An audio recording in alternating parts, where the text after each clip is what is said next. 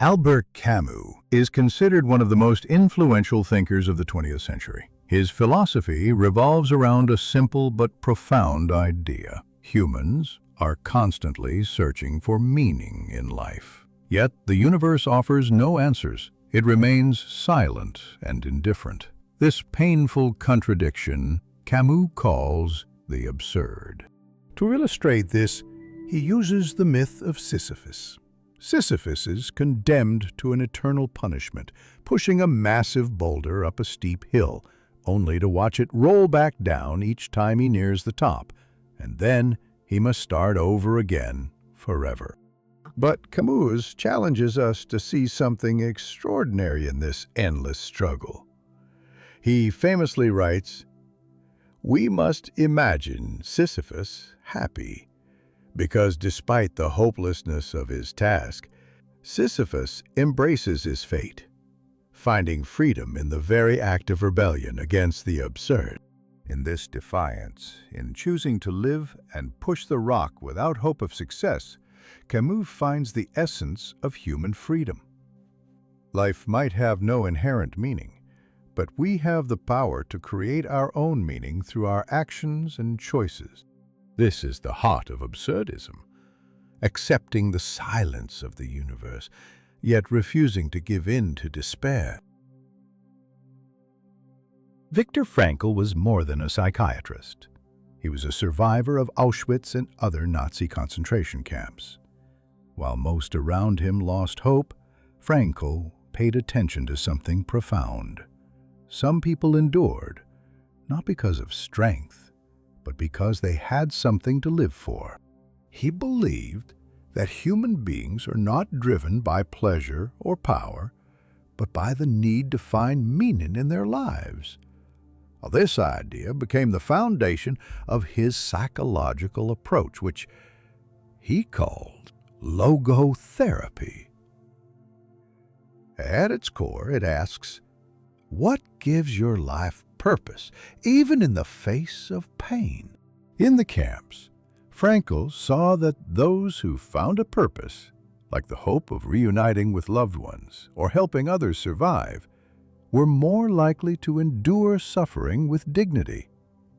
He famously wrote, "Suffering ceases to be suffering the moment it finds a meaning." But Frankl didn't claim that life always has a clear answer. Instead, he believed we must choose how we respond to what happens to us. Even when everything is taken away, one thing remains: the freedom to choose our attitude.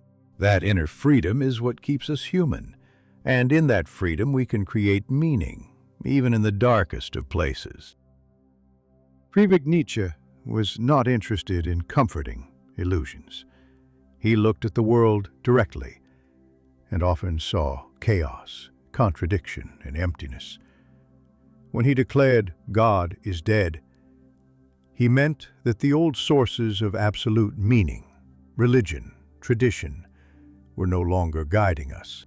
But Nietzsche wasn't promoting despair. He believed that without imposed meaning, we are free, and with that freedom comes responsibility.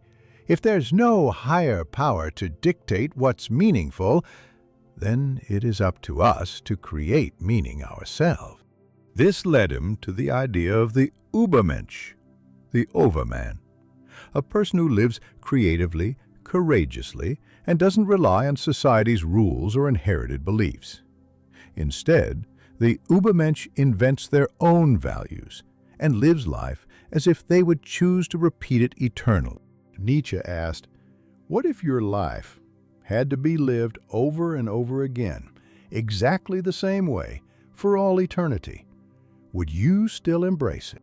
This radical idea, called eternal recurrence, forces us to live intentionally, to say yes to life, even to its pain, and find meaning not in what we're told, but in what we choose. So, what do you think? Is there meaning in life? Maybe we won't ever find the answer. But asking the question might be enough. The universe may stay silent, but our minds don't have to. Some find meaning in religion, others in love, in art. Even those who claim life has no meaning, somehow they create one. Are you searching for meaning out there, or are you creating it within? Or have you stopped asking altogether? Leave a comment. This isn't an answer, it's an invitation to think. On Camus' POV, we explore life through different perspectives, not to conclude, but to question. Join us in this journey of thought. Reflect, share, subscribe.